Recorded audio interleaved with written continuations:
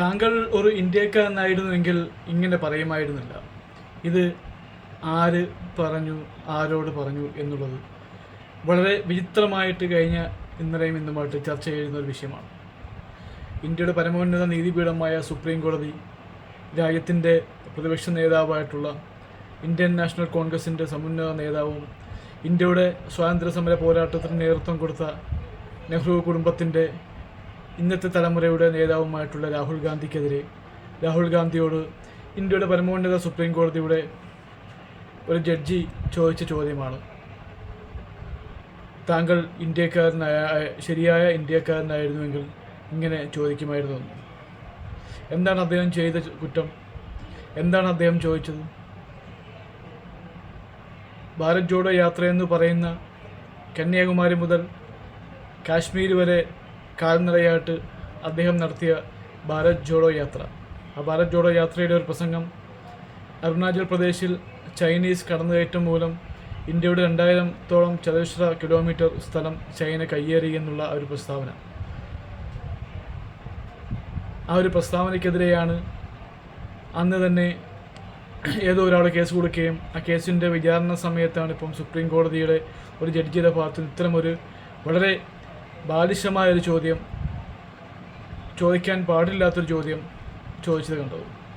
എന്തർത്ഥത്തിലാണ് ആ ഒരു ചോദ്യം രാഹുൽ ഗാന്ധിയെ പോലെ ഒരാളോട് ചോദിച്ചതെന്ന് ആർക്കും മനസ്സിലാവുന്നില്ല. വിചിത്രമായിട്ടാണ് പൊതുസമൂഹം അത് വിലയിരുത്തുന്നത്. BJP മാത്രമാണ് അത് ഏറ്റെടുത്തുകൊണ്ട് അവരത് കൊട്ടിപ്പാട് നടക്കുന്നത്. നിലവിൽ അവരുടെ ലക്ഷ്യം അതുതന്നെയാണ്. കേന്ദ്ര സർക്കാരിനെ വിമർശിക്കുന്ന ആളുകളെയെല്ലാം രാജ്യവിരുദ്ധരായിട്ട് ചിത്രീകരിക്കാൻ വേണ്ടി അവർ വളരെ ആസൂത്രിതമായിട്ടുള്ള ശ്രമങ്ങൾ നടത്തിക്കൊണ്ടിരിക്കുന്ന ഇതിനിടയിലാണ് സുപ്രീം കോടതിയുടെ ജഡ്ജിയുടെ ഭാഗത്തുനിന്ന് ഇത്തരം ഒരു പ്രസ്താവന വന്നിരിക്കുന്നത്. തീർച്ചയായിട്ടും രാഹുൽ ഗാന്ധി ഈ വിഷയവുമായി ബന്ധപ്പെട്ടുകൊണ്ട് ഇന്ത്യൻ പാർലമെൻറ്റിൽ ചർച്ചയ്ക്ക് വെക്കുകയും ചർച്ച ചെയ്യാൻ തയ്യാറാകാതെ കേന്ദ്ര സർക്കാർ അത് നിരസിക്കുകയാണ് ഉണ്ടായത്.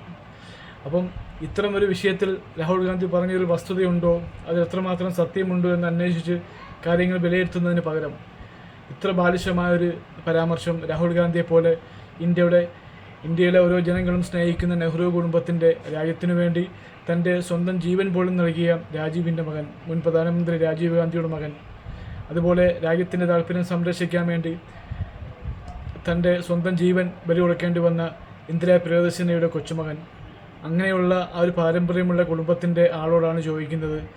മാത്രമല്ല, സ്വാതന്ത്ര്യ സമര കാലഘട്ടത്തിൽ ബ്രിട്ടീഷുകാരോട് ഇന്ത്യയെ വിലക്കി തരുന്നതിന് എത്രയാണ് ഞാൻ തരേണ്ടതെന്ന് ചോദിച്ച മോട്ടിലാൽ നെഹ്റുവിൻ്റെ കുടുംബത്തിലെ പിൻതലമുറക്കാരനായ രാഹുൽ ഗാന്ധിയോടാണ് ഇത്തരമൊരു ചോദ്യം ചോദിച്ചതെന്ന് പറയുമ്പോൾ എന്താണ് ഇന്നത്തെ ജഡ്ജിമാരുടെയൊക്കെ മാനസിക നില എന്നുള്ളത് നമ്മൾ ആലോചിച്ചു പോകേണ്ട ഒരു കാര്യമാണ്. തങ്ങളുടെ രാഷ്ട്രീയ യജമാനന്മാരുടെ പിടിയാളുകളായിട്ട് പ്രവർത്തിക്കുന്ന ആളുകളായിട്ട് ഇന്നത്തെ നിയമ സംവിധാനങ്ങൾ മാറുന്നു എന്നുള്ളതാണ് നമുക്ക് മനസ്സിലാക്കാൻ സാധിക്കുന്നത്.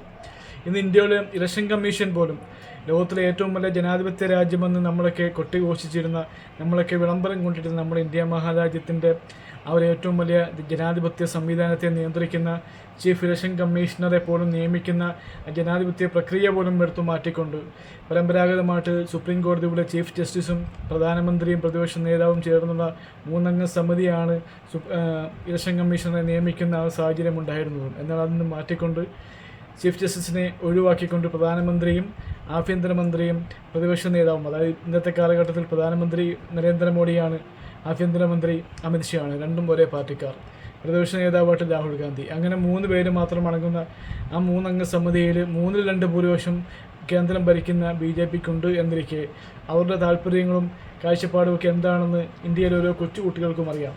അങ്ങനെ ഇരിക്കെ ഇത്തരം അവർ നിയമിക്കുന്ന ആളുകൾ ഏത് രീതിയിലാണ് നിയമിക്കുകയെന്നും നമുക്കെല്ലാവർക്കും അറിയാം. അങ്ങനെയുള്ള ഒരു ചീഫ് ജസ്റ്റിസിനെ നിയമിച്ചുകൊണ്ട് ജനങ്ങളുടെ കണ്ണിൽ പൊടിയിട്ടുകൊണ്ട് ജനാധിപത്യത്തെ വിലക്കെടുക്കുന്ന രീതിയിൽ രാഹുൽ ഗാന്ധി നിലവിൽ തന്നെ പ്രതിപക്ഷ നേതാവ് രാഹുൽ ഗാന്ധി ആരോപിച്ചിട്ടുണ്ട്. മഹാരാഷ്ട്രയിലെ തെരഞ്ഞെടുപ്പിലുണ്ടായ വൻ അട്ടിമറിയാണ് മഹാരാഷ്ട്രയിലുണ്ടായത്. അതായത് നോർമലി സാധാരണഗതിയിൽ അവസാനത്തെ അരമണിക്കൂറിൽ നിശ്ചിത ശതമാനം പോളിംഗ് പല ബൂത്തുകളിലും ക്യൂ ഉണ്ടാവും. എന്നാൽ ആ ക്യൂ നിലവിൽ അപ്ഡേറ്റ് ചെയ്തിരിക്കുന്ന പോളിംഗ് ശതമാനത്തേക്കാൾ ഒരു നിശ്ചിത പെർസെൻറ്റേജ് മാത്രമേ കൂടുകയുള്ളൂ എന്നിരിക്കെ മഹാരാഷ്ട്രയിൽ അത്തരമൊരു സാഹചര്യം വന്ന അവസരത്തിൽ നേരത്തെ റിപ്പോർട്ട് ചെയ്ത പോളിംഗിനേക്കാൾ അത് പിറ്റേ ദിവസം റിപ്പോർട്ട് ചെയ്തില്ല. ഒരാഴ്ച കഴിഞ്ഞിട്ടാണ് ഇലക്ഷൻ കമ്മീഷൻ അവസാന പോളിംഗ് ശതമാനം പുറത്തുവിട്ടത്. 9 ലക്ഷത്തോളം 9 കോടി വോട്ടർമാരുള്ള മഹാരാഷ്ട്രയിൽ ഒരാഴ്ചയ്ക്ക് ശേഷമാണ് ആ റിപ്പോർട്ട് പുറത്ത് വിട്ടത്. അതായത് 7 ലക്ഷത്തോളം വോട്ടുകളാണ് അവസാനത്തെ അരമണിക്കൂറിൽ അവിടെ പോൾ ചെയ്തു എന്നുള്ളതാണ് ഇലക്ഷൻ കമ്മീഷൻ്റെ വിവരപ്രകാരം ചൂണ്ടിക്കാണിച്ചത്. അതാണ് രാഹുൽ ഗാന്ധി ചോദ്യം ചെയ്തത്.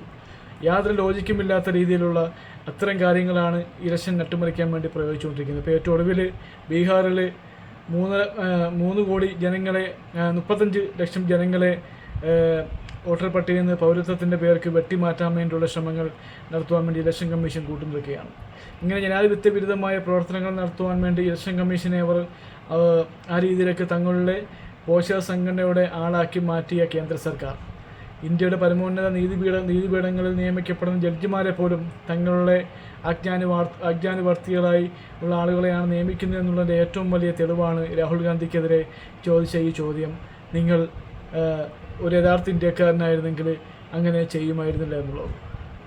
അപ്പോൾ അതാണ് ഇന്നത്തെ നമ്മുടെ ഇന്ത്യയുടെ ഒരവസ്ഥ. ജനാധിപത്യവും മതേതരത്വവും നിലനിൽക്കുവാനും വേണ്ടിയും എല്ലാവർക്കും ഒരുപോലെ മഹത്തായ ഇന്ത്യൻ ഭരണഘടന നൽകുന്ന സ്വാതന്ത്ര്യം എല്ലാവർക്കും വകവെച്ച് നൽകുവാനും വേണ്ടിയുള്ള ഭരണകൂടം ഇന്ത്യയിൽ വരുവാൻ വേണ്ടി ഈ ഫാസിസ്റ്റ് ഗവൺമെൻറ്റിനെ തൂത്തെറിയുവാൻ വേണ്ടി ഇത്തരം അബദ്ധജടിലമായ പ്രസ്താവനകൾ നടത്തി ന്യായത്തിനൊപ്പം നിൽക്കേണ്ട നീതിന്യായ സംവിധാനങ്ങൾ നിയന്ത്രിക്കുന്ന ആളുകളെ അമർച്ച ചെയ്യുവാൻ വേണ്ടി നമുക്ക് പ്രതിജ്ഞയെടുക്കാം. ഒരു നല്ല ഇന്ത്യക്കായി എല്ലാവരും ഹിന്ദുവും മുസൽമാനും ക്രൈസ്തവനുമെല്ലാം ഒരുപോലെ നിൽക്കുന്ന ഏകോദര സഹോദരന്മാരെ പോലെ നിൽക്കുന്ന ഒരു യഥാർത്ഥ ഇന്ത്യക്ക് വേണ്ടി നമുക്ക് കൈകോർക്കാം. നന്ദി, നമസ്കാരം.